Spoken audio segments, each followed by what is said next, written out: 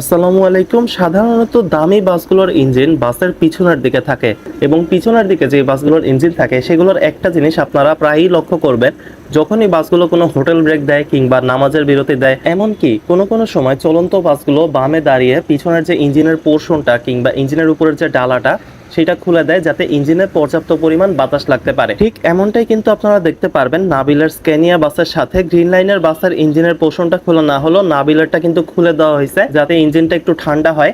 এখন ফ্রন্ট ইঞ্জিনের যে বাসগুলো কিংবা বাংলাদেশের গতানুগতিক যে বাসগুলো সেগুলোতে আপনারা এটা কখনোই দেখবেন না, কারণ ফ্রন্ট ইঞ্জিনের বাসের সামনের দিকে ইঞ্জিন থাকে এবং সামনের দিকে কিন্তু কেটে দেওয়া হয়, একটা গ্যাপ রাখা হয় যাতে বাতাস ইঞ্জিন পর্যন্ত পৌঁছাতে পারে।